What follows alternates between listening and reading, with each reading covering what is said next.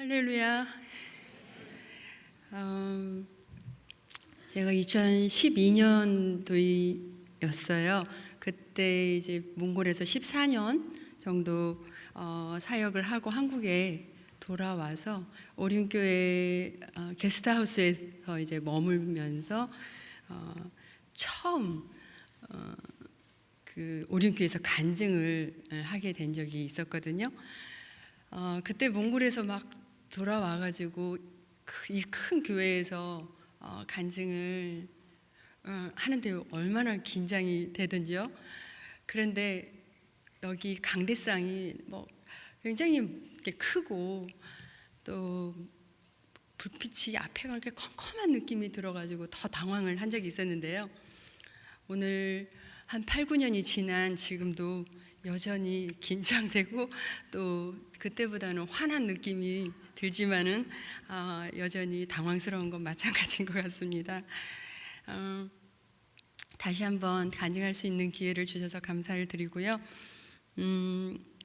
오늘 저는 그 탁구 선수 이후에 제 인생에 15년씩의 어떤 주기로 전반전, 제 인생의 전반전, 또 중반전, 후반전을 좀 나누어서 말씀을 나누려고 합니다. 오늘 아까 읽어드렸던 말씀처럼 우리를 위로해 주시는 그 하나님, 위로하시는 하나님이라는 제목을 가지고 오늘 밤에 간증을 하게 될 때 하나님께서 지금 특별히 지치고 또 힘든 우리 마음을 위로해 주시고 또 큰 은혜 주시기를 간절히 바랍니다. 저는 초등학교 3학년 때부터 탁구를 하게 됐고요. 중학교쯤 되어서 꿈을 갖게 된 것 같아요. 훌륭한 탁구 선수가 되어서 명예로운 그런 선수가 되는 것이 이제 저의 꿈이었는데요. 많은 사람들은 꿈을 꾸죠. 저뿐만이 아니라 또 다른 분야에 있어서도 이제 꿈을 꾸잖아요. 그 꿈을 이루기 위해서 또 자기의 목적을 달성하기 위해서 또 성공을 하기 위해서 달려가지만 참 저렇게 순조롭게 되는 일, 또 순탄하게 되는 일은 없었던 것 같아요. 저도 이제 선수 시절 때 이제 팔꿈치 부상으로 어떤 때는 팔을 올리지도 내리지도 펴지도 구부리지도 이제 못할 때가 있었는데요. 정형외과에 갔더니 테니스 엘보라는 병명을 주시면서 탁구를 그만두면 괜찮을 거라고 그렇게 말씀을 하셨는데 국가대표의 꿈도 이루지 못한 채 탁구를 포기한다는 것은 저로서는 너무나 큰 아쉬운 일이었어요. 그래서 그때부터 어떻게 하면 제가 탁구를 할 수 있을지 여쭤보니까 그 아픈 팔에 진통주사를 맞아보라고 그랬어요. 그래서 그때부터 아플 때마다 진통주사를 맞으면서 버텨 나가게 됐는데요. 그렇게 한 6년을 버텨 나가게 됐던 것 같아요. 뿐만이 아니라 선수를 할 때 이제 간염에 걸려서 병원에 50일을 이제 입원을 할 때도 있었고요. 또 국가대표의 꿈은 이루었지만 성적 어떤 부진으로 인해서 또 86년 아시안 게임과 88년 올림픽이라는 그 큰 대회를 앞두고 이제 국가대표에서 탈락하는 그러한 위기도 있었어요. 그때는 참 국가대표에서 탈락이 되고 나니까 마음에 좌절이 되고 절망이 되고 또 몸도 안 좋은데 이쯤에서 탁구를 포기하면 좋겠다라는 그런 생각을 하면서 방황의 시간을 갖기도 했었어요. 간염이라는 그런 질병을 안고 참 선수 생활을 한다는 것은 참 고달픈 일이었어요. 그 당시 20대 초반인데도요, 하루를 무리를 하면 이틀 3일을 쉬어야 될 정도로 이렇게 체력이 약했어요. 잦은 두통의 증상들이 있었고 다리에 힘이 빠지고 또 체력이 뒷받침이 안 되니까 훈련을 제대로 받지 못하는 또 밤 8시만 되면 불빛을 보는 것도 눈이 피곤해서 불빛을 보기도 힘든 그런 때였었어요. 이렇게 훈련이 마치고 숙소에 지친 몸을 이끌고 돌아오면은 하나님 앞에 드렸던 찬양이 있었는데요. 참 그 찬양으로 저에게는 유일한 그 찬양이 저에게는 유일한 위로였었어요. 주님이여 이 손을 꼭 잡고 가소서. 약하고 피곤한 이 몸을, 인생이 힘들고 고난이 겹칠 때 주님이여 날 도와 주소서라는 이 찬양을 부르면서, 이 찬양을 부르고 있노라면 어느새 제 찬양이 가사가 저의 간절한 그 기도의 고백이 되곤 했었어요. 국가대표에서 떨어지고 한참 좌절감에 빠져 있었을 때 제가 잠언을 그 당시에 이제 하루에 한 잔씩 보고 있었을 때였었어요. 24장을 보다가 16절에 이런 말씀이 있었어요. 대저 의인은 7번 넘어질지라도 다시 일어난다라는 말씀을 보면서요, 하나님께서 마치 여기서 다시 포기하지 말라는 말씀으로 저에게 주시는 것 같았어요. 그래서 저는 이 모든 과정들을 극복하고 다시 재기해서 86년 아시안게임과 88년 올림픽 때 국가대표로 현정화 선수와 함께 호흡을 맞춰서 출전을 할 수가 있게 됐는데요. 혹시 기억이 나실지 모르겠는데 86년 아시안게임과 88년 올림픽 때는 한국 남녀 탁구 선수 모두가요 다 금메달을 딴 적이 있었어요. 처음 그 난공불락이라고 하는 그 중국을 이기고 어떻게 그 당시는 금메달을 딸 수 있었을까라고 생각을 해보면은요, 선수촌에서 훈련을 하다가 주일이 되면은요, 남녀 선수 모두가 함께 교회에 가서 하나님 앞에 예배를 드리고, 시합이 다가오면 합심해서 하나님 앞에 드리는 그런 믿음의 정신력이 있었어요. 하나님께서는 참 우리 그 간절한 기도를 보시고 긍휼히 여기시고 금메달을 주셨는데요. 참 누군가를 위해서 기도해 준다라는 그 중보기도, 또 합심해서 기도하는 그 기도의 그 위력이 얼마나 위력이 있는지를 경험했고요. 또 저 자신이 기도는 내 자신의 한계를 뛰어넘는다라는 것을 체험하는 그런 시간이기도 했었어요. 참 많은 여러 국제 대회가 있었지만 저는 개인적으로도 잊지 못할 시합이 하나 있는데요.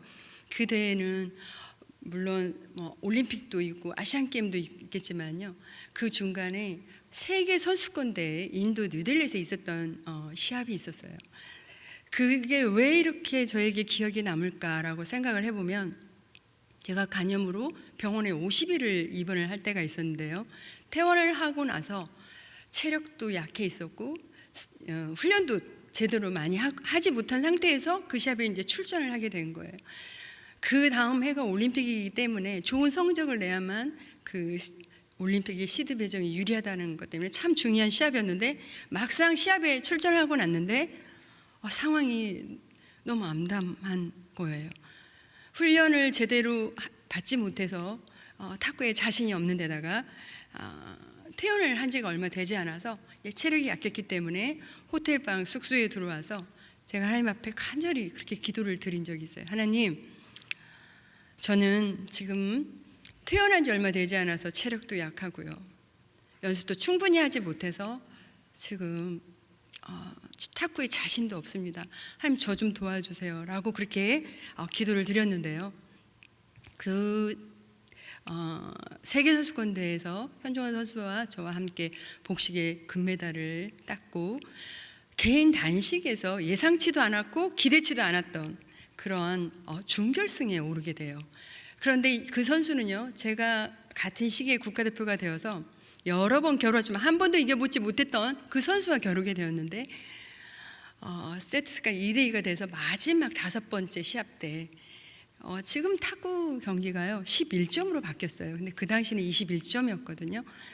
그 선수의 점수는 18점이었고 저는 11점이었어요. 그 선수는 3점만 이기면 이제 결승에 오르게 되고 저는 무려 10점을 따라야 되는 상황이었는데요, 그 점수에서 뭐 이길 것 같은 생각이 들었던 것도 아니고요. 그냥 질 것 같은 생각도 드는 것도 아니고 하나님께서 제 마음에 침착함을 주셔서 한 경기 한 경기 한 점수 한 점수 최선을 다해서 시합을 하게 됐는데 그 선수 18이라는 점수를 그대로 묶어놓고 10점을 연속적으로 따면서 21대 18로 역전승을 거둔 적이 있었어요. 그때 제가 하나님 앞에 드린 고백이 있었는데요. 고린도전서 1장 27절에 보면 그런 말씀이 있죠. 하나님께서 세상에 미련한 것들을 택하사 지혜 있는 자들을 부끄럽게 하려 하시고 약한 것들을 택하사 강한 것들을 부끄럽게 하신다는 이 말씀이 저의 고백이 된 이유는 상황이 너무 암담하고 탁구에 자신이 없고 체력은 약하고 이러한 상황에서 하나님 저는 할 수 없습니다라고 고백한 저를 들어서 하나님께서는 하게 하셨고요. 할 수 없다고 고백하는 약하다고 고백하는 저를 들어서 강하게 해주셨기 때문에 이 말씀이 저의 고백이 될 수가 있었어요. 저는 지금도 마찬가지예요. 지금도 어떤 때는요 제가 아무것도 할 수 없을 것 같아요. 어떤 때는 사방에 어떤 우겨싸움을 당해서 앞뒤가 꽉꽉 막혀 있어서 내 자신의 한계를 느낄 때 그럴 때마다 하나님 앞에 엎드려서 나의 약한 모습 그대로를 고백할 때 하나님께서는 약하고 추한 나의 모습 그대로를 있는 모습 그대로를 받아주시고 약한 자의 편이 되어주셨던 하나님을 경험하면서 살고 있는데요. 오늘 제 인생에 가장 약할 때 강함 되어주셨던 그 하나님이 오늘 이 자리에 계시는 여러분들의 하나님이 되시기를 간절히 바랍니다. 저는 15년 동안의 탁구 선수 생활을 이제 마치고요. 은퇴를 하게 돼요. 참 탁구 인생 15년 동안 탁구를 쳐서 그랬을까요? 은퇴를 하고 났는데 참 마음이 이렇게 마치 이 세상이 다 끝난 것만 같은 무너져 내리는 것 같은 이런 마음이더라고요. 제 마음이 이렇게 텅텅 빈 것만 같고요. 허탈하기도 하고 참 저는 제2의 진로를 놓고 제2의 삶을 놓고 하나님 앞에 진지하게 기도하는 게 필요했는데 참 그런 그 하나님 앞에 기도로 여쭈어보는 그 준비가 부족했던 것 같아요. 많은 주위 사람들이 그렇게 얘기하더라고요. 이제는 후배 양성을 좀 해야 되지 않겠냐라는 그런 권유를 받게 되어서 대학원에 들어가서 이론과 실기를 겸한 멋진 그런 지도자가 되고 싶어서 이제 대학원에 들어가서 공부를 하게 돼요. 그리고 그 당시에 제가 소속해 있었던 삼성 제일무직에서 선수들을 가르치면서 지도자의 길을 가고 있었어요. 참 사람이 간사한 것 같아요. 그렇게 선수 시절 때 매 순간순간마다 매 시합 때마다 그렇게 하나님을 붙들고 하나님께 가까이 하나님을 찾았던 제가요 이제는 그렇게 하나님을 애타게 찾을 일도 없는 것 같고요. 저도 모르게 어느새요 제 신앙이 느슨해지고 나태해지게 되었어요. 제가 신자라는 걸 알고 많은 교회에서도 간증의 요청이 있었지만요. 저는 선수들을 가르치고 또 학교에 가서 공부를 하고 하는 바쁘다는 핑계로 주님의 일은 제 삶의 우선순위가 되어 있지 않았어요. 하나님의 일이 제 뒷전에 있었어요. 은퇴를 하고 나서는 경제적으로도 꽤 넉넉하게 지내고 있었어요. 나라에서 주는 체육연금이라는 것도 있었고 또 대통령이 최고 훈장이라는 것도 받게 되었고 또 포상금으로 아파트를 받기도 했었고요. 이런 생각이 들더라고요. 이제 앞으로 지도자가 되면 트레이너가 부터 이제 코치가 되고 그 다음에 감독이 되고 이제 승진을 하고 이렇게 지내다 보면은 이제 내 앞날이 보장이 되어 있을 것 같은 탄탄대로일 것 같은 그래서 이제는 아무런 부족함이 없이 행복하게만 살면 되겠구나라는 생각을 하게 돼요. 많은 사람들이 보는데도 아무런 부족함이 없이 그냥 이제는 행복하게만 살면 된다고 생각을 하고 있었는데요. 이상하게 행복하지가 않아요. 제 마음에 마음이 이렇게 공허해지게 되었고요. 제 영혼이 점점 메말라지게 되면서 삶에 기쁨이 없었어요. 그러면서 내가 왜 지금 지도자를 하는 것인지, 목적이 무엇이지, 그 의미는 무엇인지 회의가 오기도 했었어요. 그런데 그 시기에 이런 생각이, 제가 지금 우울증을 겪고 있다는 생각은 하지 못했어요. 근데 그 당시에 저희 어머님이 63세이셨는데요. 갑자기 간암으로 투병상을 하시게 돼요. 그래서 제가 한 달 동안 어머니를 간호를 하게 되는데요. 어머니는 점점 이렇게 날이 갈수록 건강이 호전되시는 것이 아니라 점점 악화되시는 거예요. 그러면서 천국에 먼저 가시게 돼요. 제가 하나님께 그렇게 어머님 살려달라고 기도를 드렸는데도 천국에 가시는 걸 보면서 하나님이 제 기도 들어주시지 않은 것 같아서 하나님께 원망이 되기도 했었어요. 그때부터요, 저는 무기력한 삶을 살게 돼요. 아무것도 하지 못하고, 체육관에 가서 선수를 지도도 하지 못하고요, 학교에 가서 공부를 하는 것도 다 스톱하고요, 사람도 만나지도 않고요, 해가 뜨는 것이 싫었어요. 해가 져야만 밖으로 나갈 정도였었어요. 그렇게 집에만 이렇게 있다 보니까 저를 가까이에서 있었던 그 권사님께서 이렇게 집에만 있으면 안 된다, 좀 밖에도 나가야 된다 하면서 저를 드라이브 시켜주기 위해서 그분의 차에 태워서 강화도의 코스모스를 구경시켜주기 위해서 저를 차에 태워서 이제 가게 돼요. 그런데요, 그 차 안에서 누가 저를 본다고 제가 제 옷을 뒤집어 쓰고 강화도까지 가요. 가서 그 아름다운 꽃도 보지 않은 채 이제 다시 그대로 차에서 내리지도 않은 채 다시 돌아와요. 그 모습을 보던 저희 두 권사님이 아무래도 증세가 너무 심각하다, 정신과에 상담을 좀 받게 해주면 좋을 것 같다라는 마음에 저를 영동 세브란스 정신과 병원에 데리고 가요. 제가 정신과 병원 앞에서 문을 열고 들어가려고 하는데요, 그 앞에 정신과 이렇게 써 있더라고요. 제가 그걸 보면서 그런 생각이 들었어요. 그런데 내가 여기 왜 와야 되는데? 라는 생각이 들더라고요. 근데 제가 나중에 들은 얘기지만, 정신과 써 있는 그 앞에서 내가 여기 왜 와야 되는데? 라고 생각하고 말하는 사람은 정말 정신 상담이 필요한 사람이라고 그렇게 말은 하더라고요. 그래서 그때부터 이제 그 원장님하고 상담이 시작됐고 상담을 받게 되었는데요. 원장님께서 제 얘기를 쭉 이렇게 들어보시더니요, 그런 말씀을 하시더라고요. 정말 회복하기 어려운 심각한 조울증의 증세가 있다라는 말씀을 하셨어요. 그러면서 여러 가지 얘기를 해주셨는데요. 왜 많은 사람들이 우울증이 찾아오고 조울증이 오는 이유에 대해서 말씀을 해주셨는데요. 여러 가지가 있는데 제가 생각나는 게 있는데, 그거는 이분이요, 그 당시에 온누리교회 집사님으로서 내적 치유라는 책을 쓰셨던 그런 원장님이셨어요. 네, 그분이 그렇게 말씀을 하시더라고요. 우리가 살면서 타인으로부터 받는 상처들이 있대요.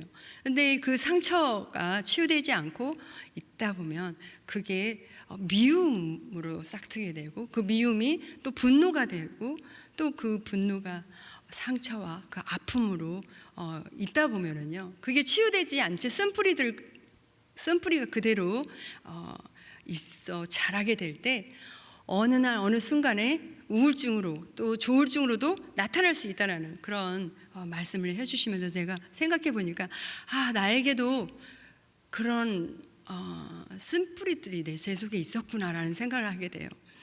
저는 제 가정 어렸을 때부터 참 우리 가정이 행복하고 화목하다는 생각을 별로 해보지 못하고 자랐어요. 부모님이요 항상 다투시는 모습을 많이 보면서 너무 속이 상해서 울면서 학교를 가는 일들이 많았고, 또 아버지가 참 엄격하신 분이셨어요. 그래서 제가 아버지를 부를 때 아빠라는 이렇게 불러본 기억이 없어요. 아버지를 한번 다정하게 이렇게 주물러 드려본 적이 없었어요. 또 이제 여러분의 형제가 있었는데 참 부모님의 속을 썩히는 그런 오빠도 있었고, 물론 그 오빠가 지금은 이제 안수 집사가 돼서 전도도 잘하고 찬양 인도도 잘하는 그런 오빠가 됐지만, 그때는 참 그 오빠에 대해서 제 속에 그런 어떤 분노와 그 미움, 이러한 것들이 제 속에 있었어요. 그런데 저는 선수 시절을 지내면서 이렇게 내적 치유할 그런 시간이 없었던 거예요. 은퇴를 하고 나서 원장님께서 그러시더라고요.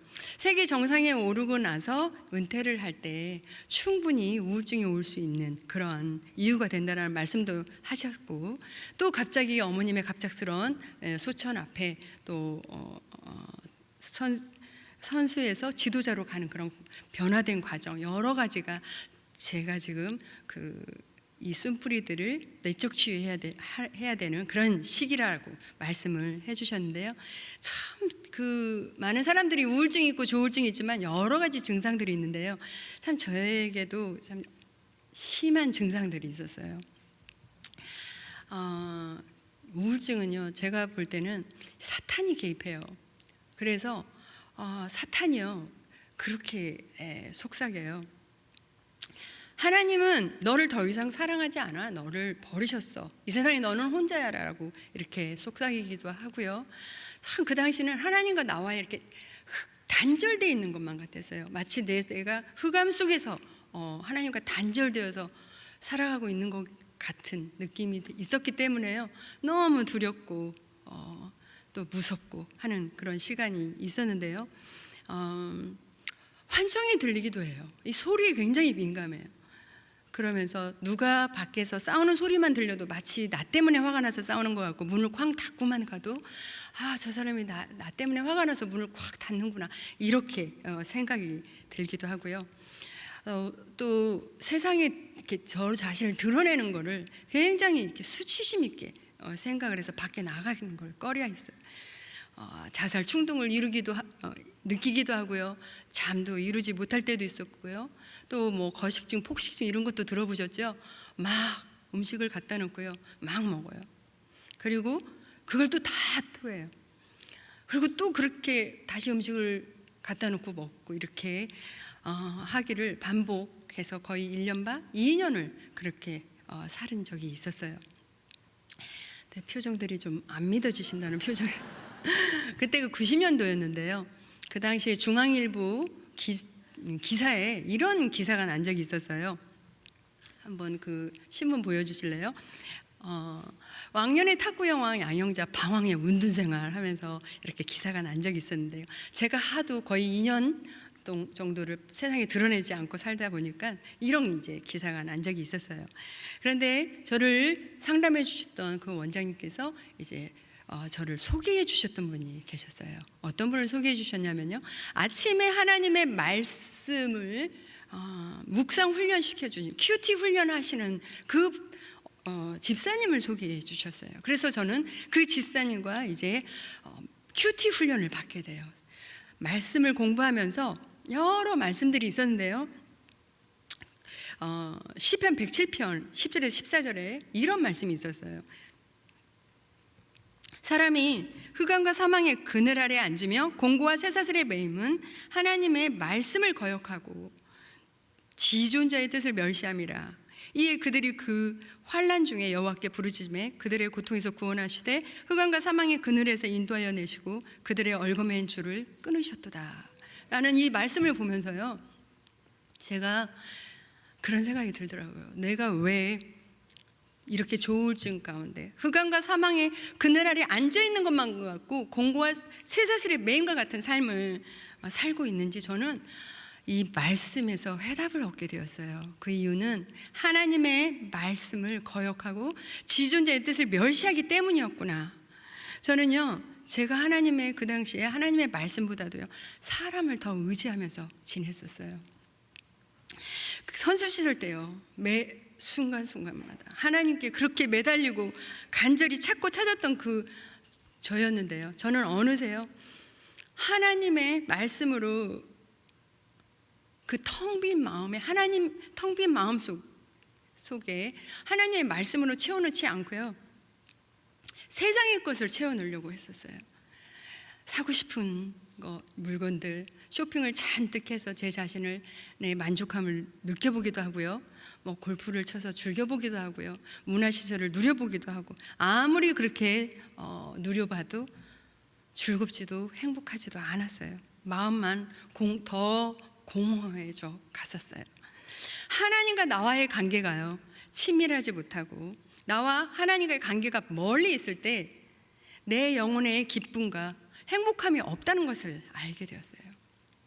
나를 창조하신 하나님과 나와의 관계가 멀리 있으면 멀리 있을수록요, 우리는 흑암과 사망의 그늘 아래 앉아 있는 것만 같고요, 공고와 쇠사슬의 매인과 같은 그러한 우울한 삶을 살 수밖에 없는 영적인 존재라는 것을 알게 되었어요. 여러분들은 어떠신가요? 하나님과의 그런 관계가 친밀하신 가운데 있으신가요? 어떤 사람은 그렇게 얘기하더라고요. 하나님을 잘 믿는 사람이 만사형통해야지 무슨 고난이 오냐라고 이렇게 얘기하는 사람도 있죠. 그러나 우리는 냉수를 하나 앞에다 떠다 놓고 그 앞에서 비나이다 하는 그런 종교가 아니죠. 때로는 우리가 받는 고난에는요, 뜻이 있고 고난을 통해서 주는 깨달음과 유익이 있는데요, 만약에 제가 이 기간이 없었다면 저는 제 자신을 돌아볼 시간이 저에게 없었을 것 같아요. 계속해서 말씀을 공부해 나가는데요, 마태복음 25장 42절 이하에 이런 말씀이 있었어요. 제가 오늘 여기에 적어오지는 않았는데요, 예수님께서 이렇게 말씀을 하세요. 내가 줄일 때 먹을 것을 주지 아니하고, 너희가 그러니까 예수님이 내가 줄일 때 먹을 것을 주지 아니하고, 목말랐을 때 마시게 하지 아니하고, 나그네 되었을 때 영접하지 아니하고, 헐벗었을 때 옷을 입히지 아니하고, 병들었을 때 옥에 갇혔을 때 돌보지 아니했다. 그렇게 말씀을 하시는데요, 그 말씀을 듣던 사람이 묻죠. 예수님, 언제 우리가 예수님을 돌보지 아니했습니까? 예수님 뭐라고 말씀하시죠? 지극히 작은 자 하나에게 하지 아니한 것은 내게 한 거나 마찬가지라고 이렇게 말씀을 하시죠. 저는 이 말씀을 공부해 나가다가요, 큰 충격을 받게 되었어요. 제가 하나님께 받은 은혜와 사랑이 너무나 많은데요, 제가 주님께 해드린 일이 없더라고요. 저는요, 아까 말씀드린 것처럼 6년 동안 제가 팔이 아팠어요. 6년 이후에 저는 아무리 좋은 병원을 가도 제 팔을 고칠 수도 나을 수도 없었어요. 아무리 좋은 약을 먹어도 나을 수도 없었어요.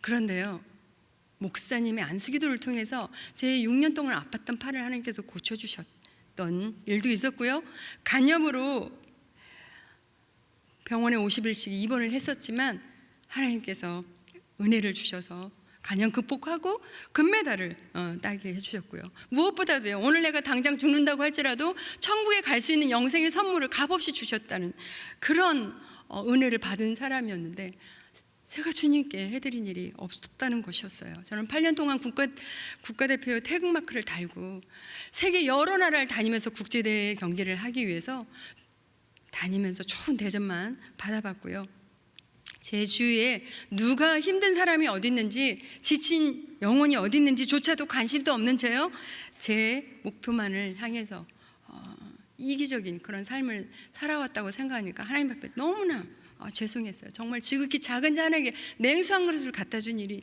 없다고 생각하니까 너무나 죄송했어요. 그때 하나님 앞에 자주 불렀던 찬양이 있었는데, 낮에네처럼 밤엔 달처럼이라는 찬양 후렴에 보면은, 나의 일생에 꿈이 있다면 이 땅의 빛과 소금 되어 가난한 영혼, 지친 영혼을 주님께 인도하고픈데, 나의 욕심이 나의 못난 자아가 언제나 커다란 짐되어 나를 짓눌러 마음을 공곡해 하니 예수여 나를 도와주소.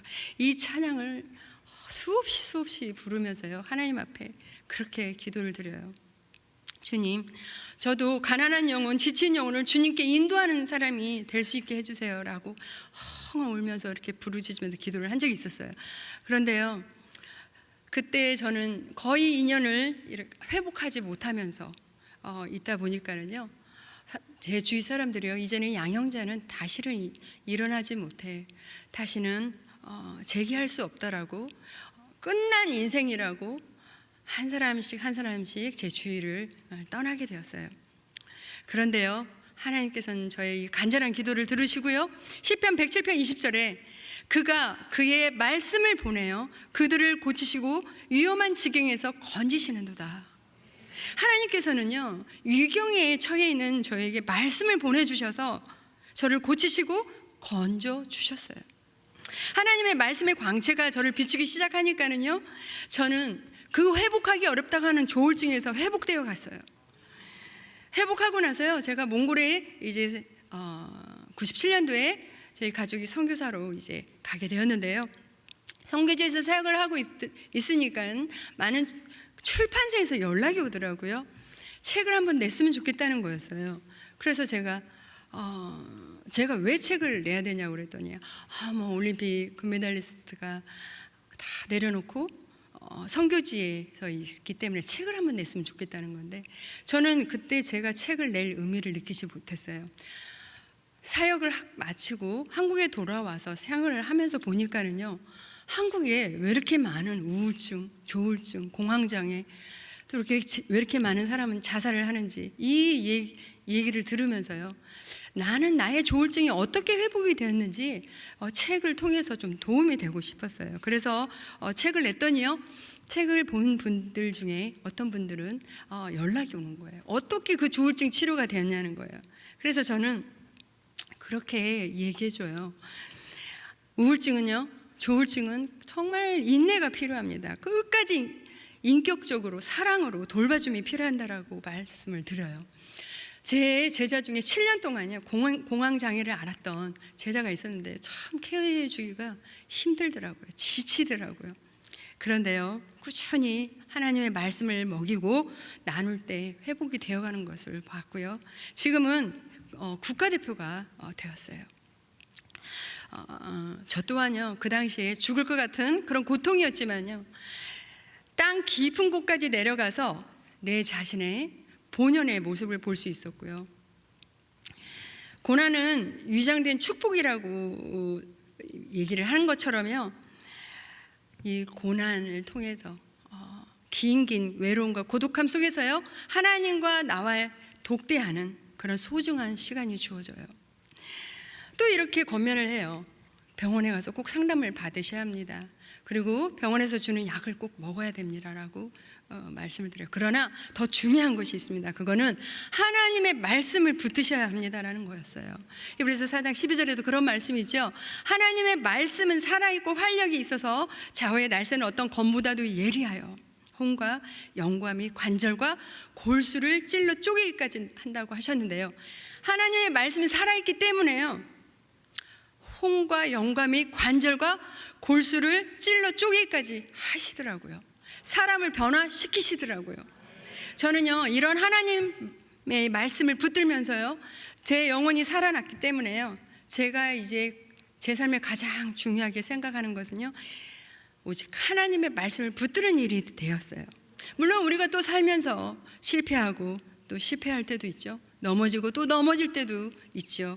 그런데 하나님의 말씀을 붙들고 있다면요, 우리는 하나님께서 우리를 다시 회복시켜 주실 것이라는 걸 저는 믿습니다. 혹시 이 가운데 저처럼 조울증으로, 또 어떤 분은 우울증으로, 어떤 분들은 영적인 방황기로, 또 여러 가지 심한 고난 가운데 정말 끝도 보이지도 않는 긴 어두운 터널을 지나고 계시는 그런 분들이 있을 것이라고 생각합니다. 그런 분들을 향해서 하나님께서는요, 오늘 호세아 6장 1절에서 2절 이렇게 말씀하고 계십니다. 오라, 우리가 여호와께로 돌아가자. 여호와께서 우리를 찢으셨으나 도로 낫게 하실 것이요, 우리를 찢으셨으나 싸매어 주실 것임이라.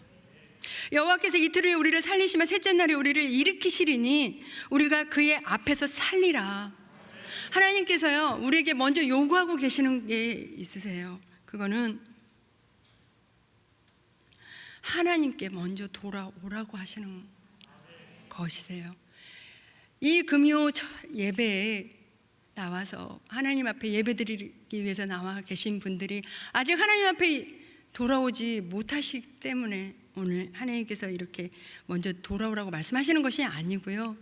물론 아직 예수님을 인격적으로 만나지 못하신 분들이 계시다면 하나님 앞에 돌아오라고 말씀하시는 것도 있으시지만, 이 말씀은 우리 삶의 최우선 순위가 하나님이 아닌, 하나님보다 더 사랑하고 하나님보다 더 집착하고 있는 마음의 우상으로부터 내려놓고 하나님 앞에 온전히 먼저 돌아오라고 하시는 말씀이세요.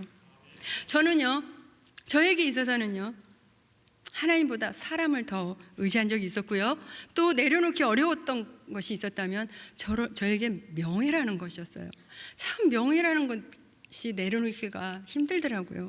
물론 명예가 나쁘다는 것이 아니라요, 하나님이 내 삶의 우선순위가 된 다음에 갖는 명예, 비전, 야망, 꿈, 이런 건 너무 좋지만 전 그러질 못했어요. 여러분은 어떤 게 있으신가요? 하나님보다 더 집착하고 또 더 사랑하고 있는 것이 어떤 게 있으신가요?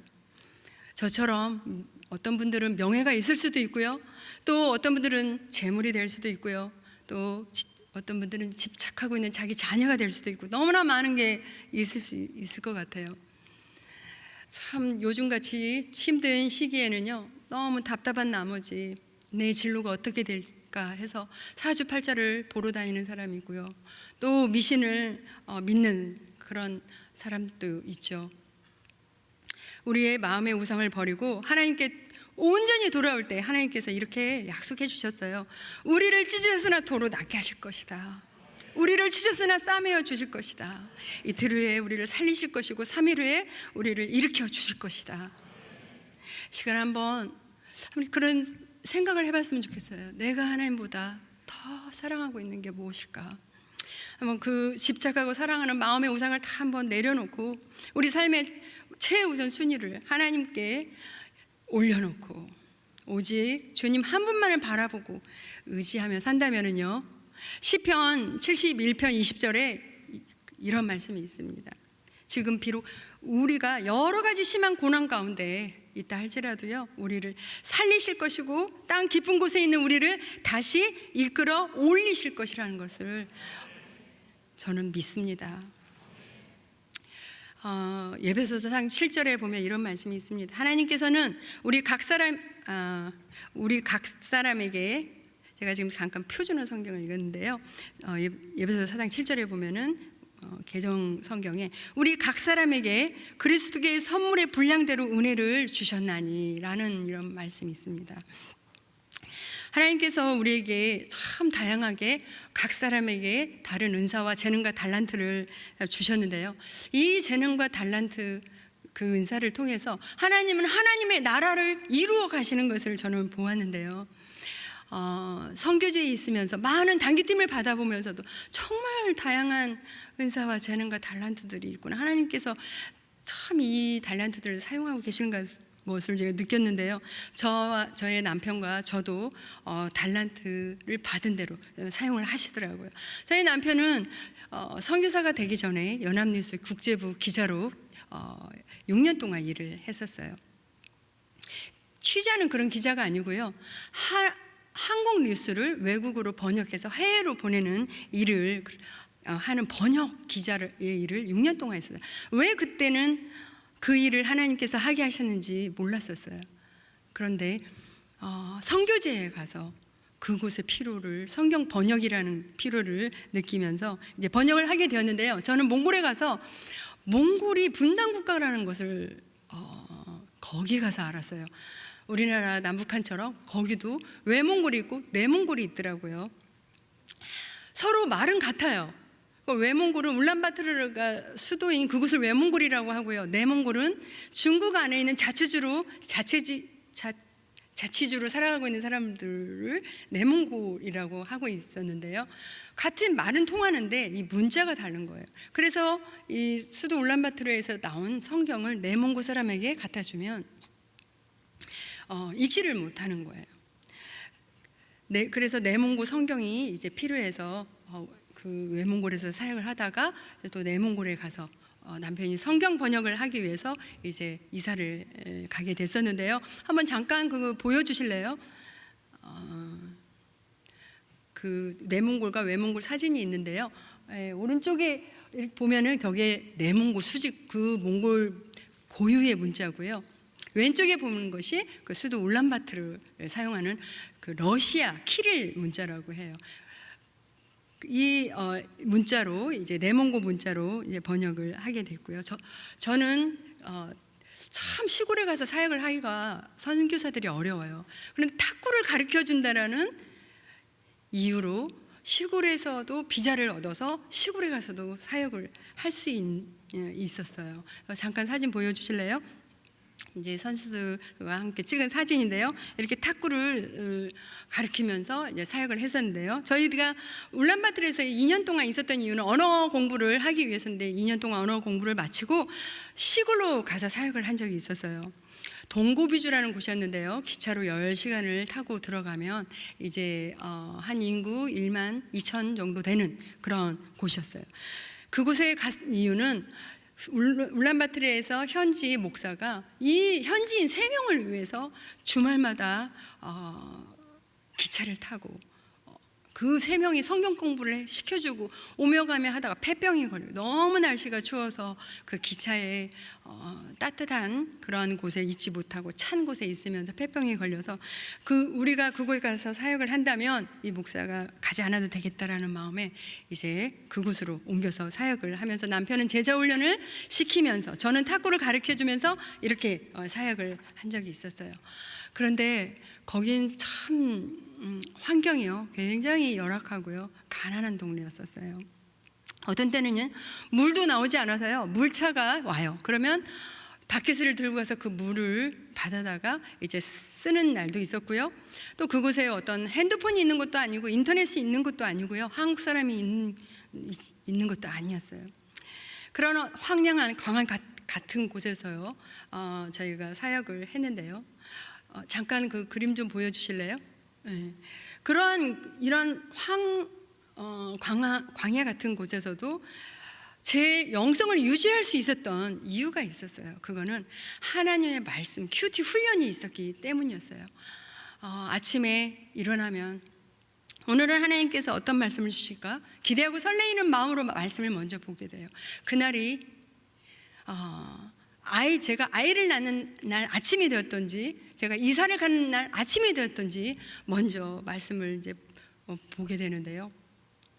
이럼에도 불구하고 참 저는 선교사로서 참 창피한 이 얘기를 하지 않을 수가 없는데요. 제가 선교사로 현지에 가서 간 이유는 그들을 섬기고 복음을 전하고 그러기 위해서 갔는데요. 그곳에 가서 문화 충격이라는 것 때문에 제가 참 그 현지인들에 대해서 마음의 문을 꽂고 닫고 있을 때가 있었어요. 한국 사람의 정서로 살다가요 선교지에 가서 그 나라의 언어를 배우고 그 나라의 문화에 적응하면서 그들 현지인들과 어울려서 산다는 건 결코 쉬운 일이 아니었어요. 참 뭐 지금은 달라졌겠죠.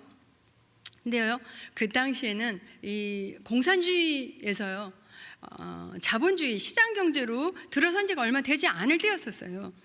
그래서 사람들이요 어떤 이렇게 주인 의식이 없었어요. 빌려가도 갖다 주지 않고 네 거 내 거에 대한 그런 개념이 없었어요.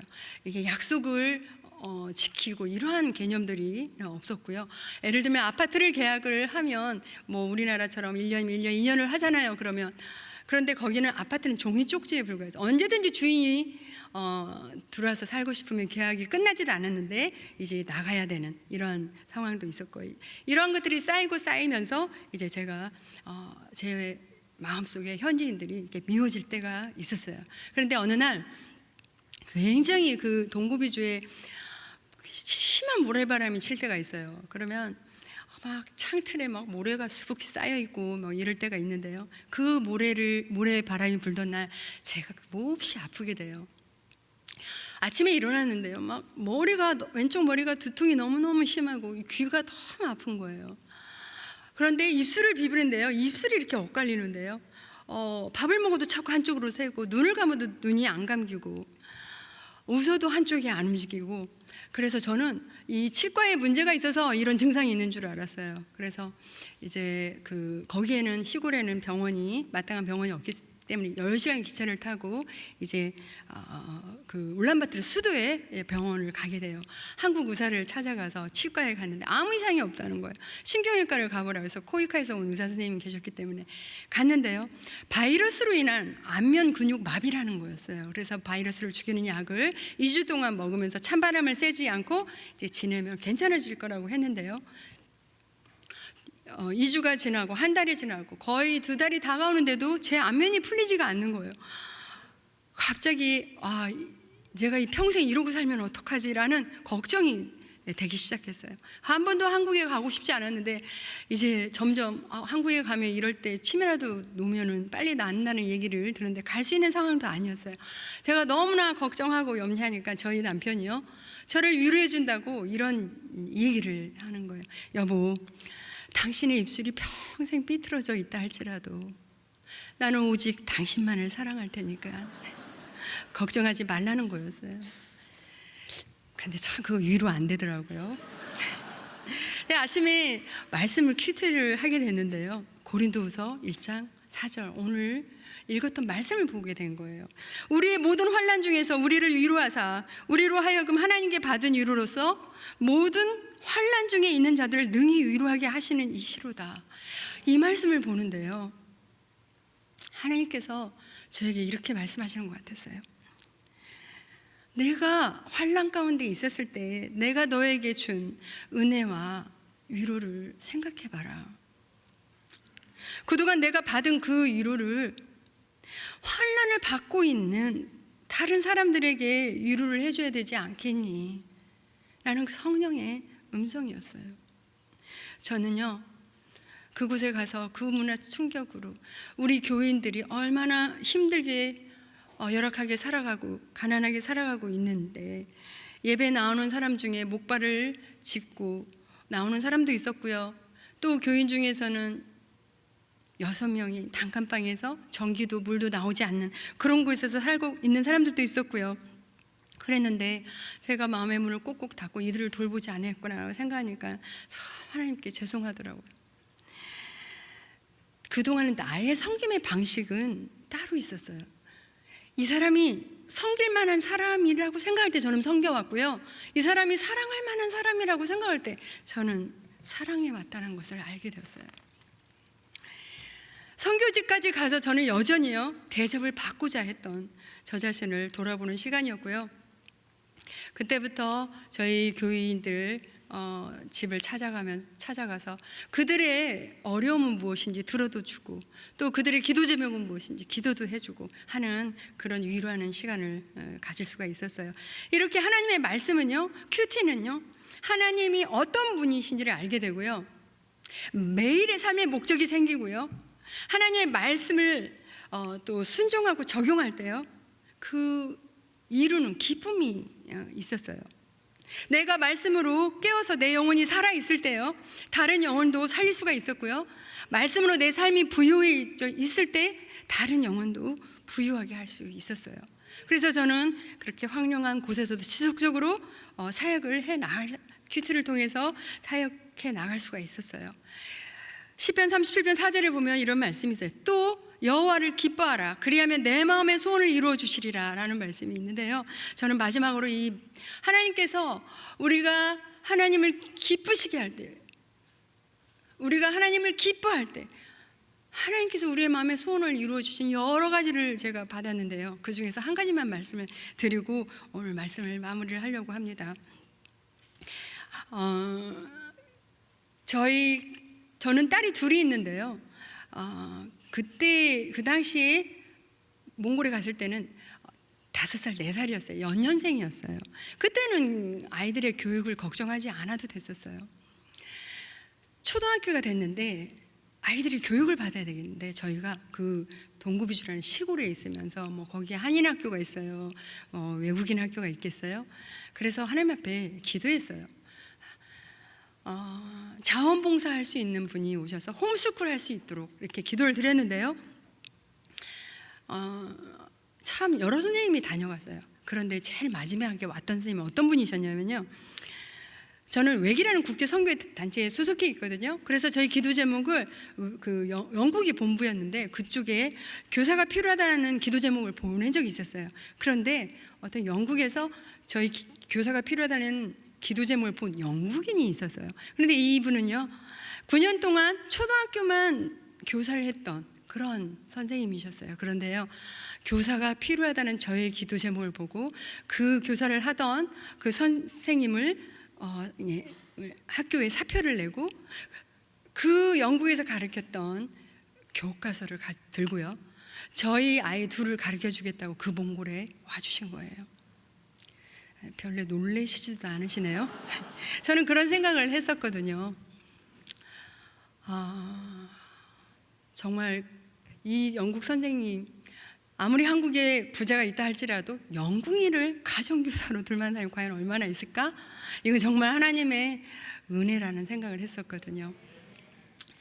이분이요, 1달, 2달도 아니고 1년, 2년도 아니고요, 큰아이가 초등학교 졸업할 때까지 3년을 헌신해 주시고 이제 가셨는데요. 큰아이가 이제 중학교를 가야 되고요, 작은아이가 초등학교 6학년을 가야 되는데요, 그때는 아까 말씀드린 대로 남편이 성경 번역을 하기 위해서 내몽골이라는 곳에 있었어요. 그곳도 여전히 한인 학교가 있는 것도 아니고 국제학교가 있는 것이 아니었기 때문에 이제는 어리지만 좀 떨어져야 된다는, 기숙사가 있는 학교로 보내야 된다는 생각을 하고 하나님 앞에 기도했을 때, 대전국제학교가 선교사 자녀에게 혜택을 준다는 얘기를 듣게 되어서 인터뷰를 하러 가게 돼요. 교장 선생님을 만나서 이 얘기를 하는데요, 뭐 빨리 시험을 봐보래요. 몇 학년에 배치를 해야 되는지 시험을 보라고 그러고, 저에게는 필요한 서류를 띄우라는데요.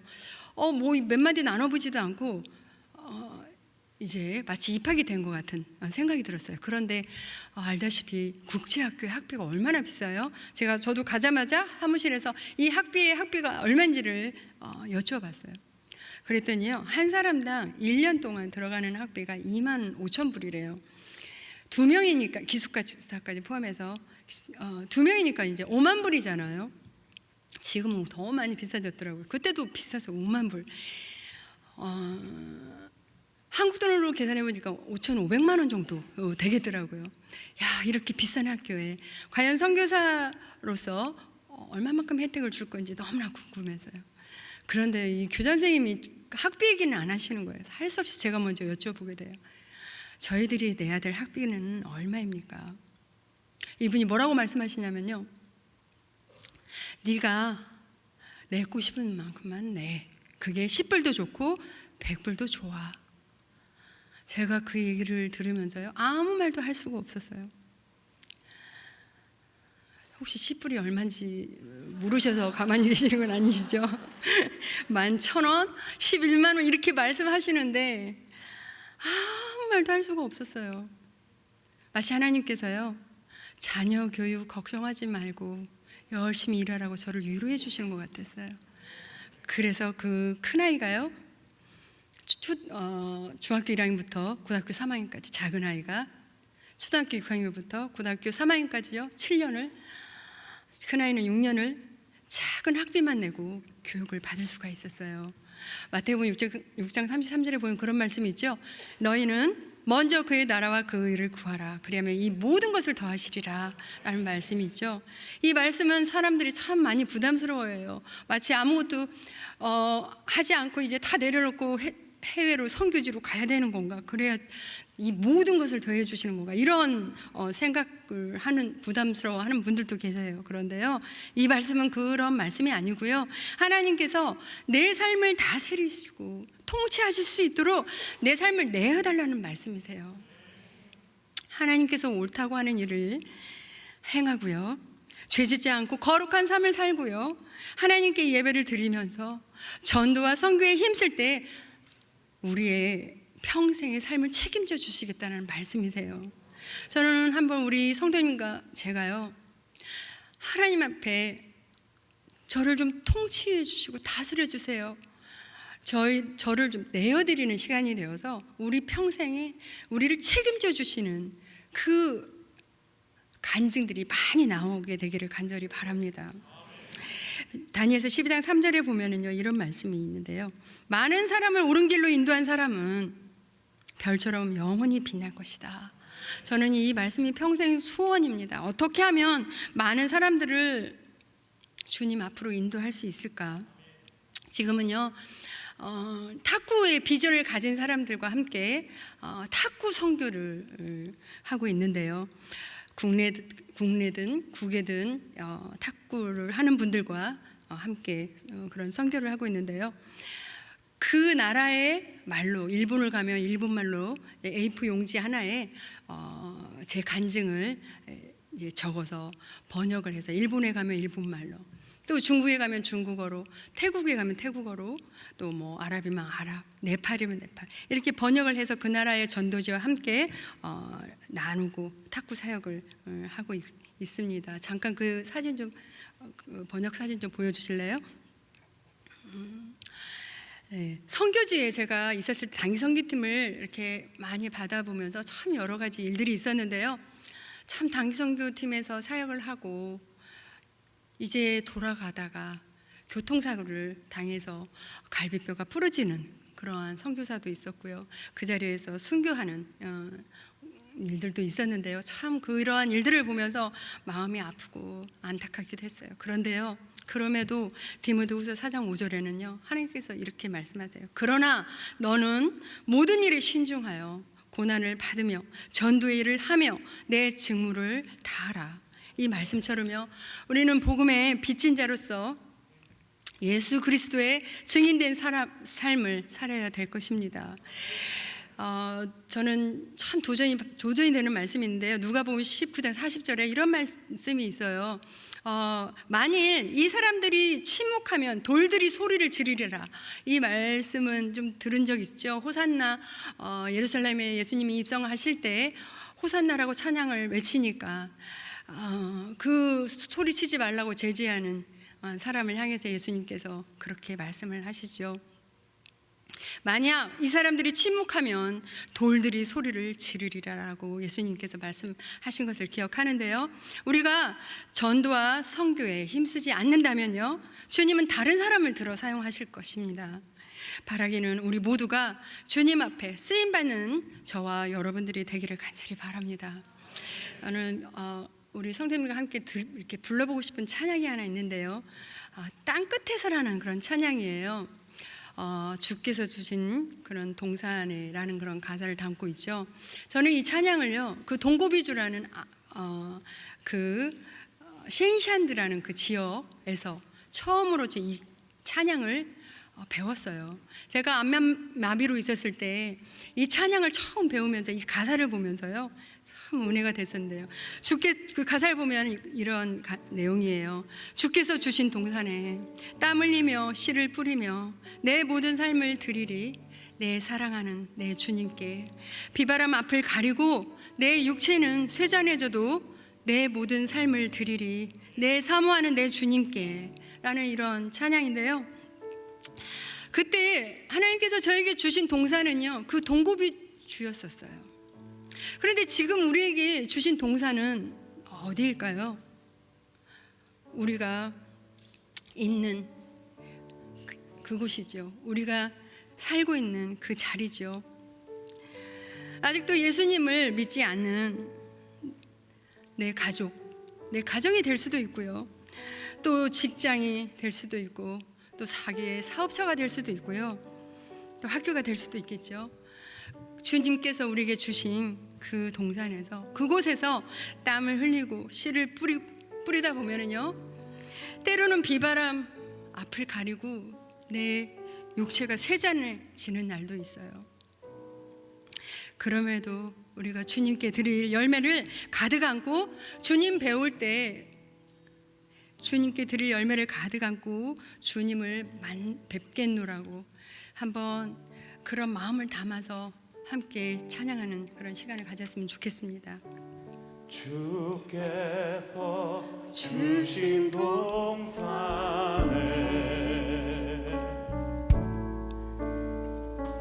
땀 흘리며 씨를 뿌리며 내 모든 삶을 드리리. 날 사랑하시는 내 주님께 비바람 앞을 가리고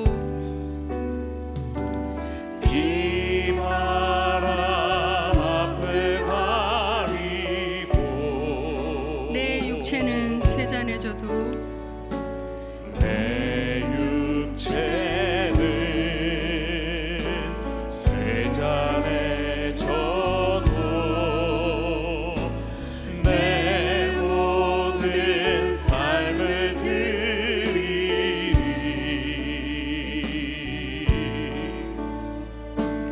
내 사모하는 내 주님께 땅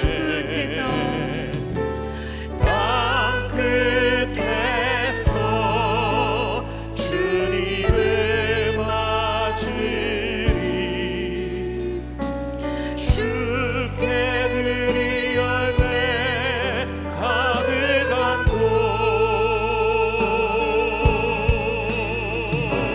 땅 끝에서 주님을 배우리. 주께 드릴 노래 가득 안고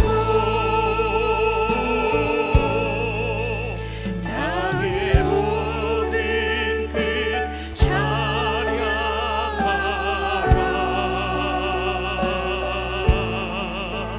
주님 오실 길 예비하라.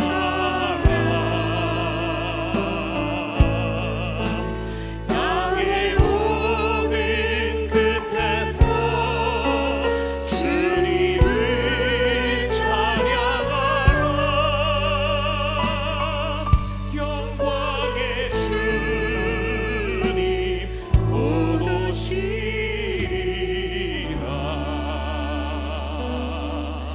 아멘. 우리 함께 한번 눈을 감고요, 함께 기도하는 시간을 좀 가져봤으면 좋겠는데요. 우리의 모든 환난 중에서 우리를 위로하사 우리로 하여금 하나님께 받은 위로로서 모든 환난 중에 있는 자들을 능히 위로하게 하시는 이시로다라는 오늘 말씀처럼요, 하나님은요 내가 환난 중에 있을 때도 함께 하셨고요, 나의 위로해 주셨던 하나님이셨습니다.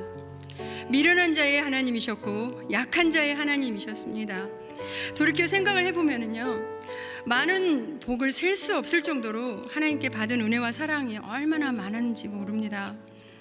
그러나 우리는 또 여러 가지 문제로 또 코로나로 요즘 힘든 시간을 보내고 있는데요, 특별히 이 시기에 내 주위에 우리의 격려와 위로가 필요한 사람이 얼마나 많은지 모르겠습니다. 오늘 우리가 하나님께 이렇게 기도했으면 좋겠습니다. 첫 번째는, 주님, 우리 주위에 지치고 힘든 영혼들을 주님께로 돌아오게 하는 역할을 제가 감당할 수 있게 하옵소서. 어떤 위기가 있더라도 어려움이 있더라도 한 영혼을 살리는 일에 평생 하나님 앞에 쓰임받는 자가 되게 해 주옵소서. 하나님의 나라는 계속해서 확장돼야 되는 걸 아시는 것처럼요, 그렇게 평생 하나님 앞에 쓰임받는 자가 되게 되려고 기도해 주시고요. 두 번째는요, 내가 하나님보다 더 사랑하고 집착했던 마음의 우상을 내려놓기 원합니다. 온전히 하나님께 돌아와서 내 삶의 우선순위를 주님께 올려놓고 주님 한 분만으로 만족하며 사는 내가 되게 하여 주시옵소서. 또한 나의 상하고 찢겨진 육신과 마음을 다시 낫게 하여 주시고 나의 영혼을 살려 주시옵소서라고 하나님 앞에 통성으로 우리 한번 주여 한번 부르고 기도하시겠습니다. 주여 하나님 아버지 시간 기도합니다. 아버지 하나님, 우리 주위에 얼마나 지치고 힘든 영혼들이 많이 있습니까? 아버지 하나님, 참으로 그 영혼들이 주님 앞에 돌아오게 하는 역할을 우리가 감당할 수 있게 하여 주시옵소서. 하나님의 나라는 결코 멈출 수가 없고 하나님의 나라는 확장되어 가야 됨을 우리가 고백합니다. 아버지 하나님, 한 영혼을 살리는 일에 평생 하나님 앞에 쓰임받는 아버지 우리가 되게 하여 주시옵소서. 하나님 아버지, 그동안 하나님보다 더 집착하고 사랑했던 그런 마음의 우상을 내려놓기 원합니다. 아버지 하나님, 온전히 여호와 하나님 앞에 돌아와서 내 삶의 우선순위가 하나님이 되어서 아버지 하나님, 오직 하나님 한 분만을 만족해 하며 하나님 한 분만을 바라며 한 분만을 의지하며 사는 우리 모두가 되게 하여 주시옵소서. 아버지, 이 가운데는 너무나 많은 사람들이 육신의 마음과 상하고 찢겨진 마음들이 많이 있는데 아버지 하나님, 그 마음을 낫게 하여 주시고 그들의 영혼을 살려 주시옵소서.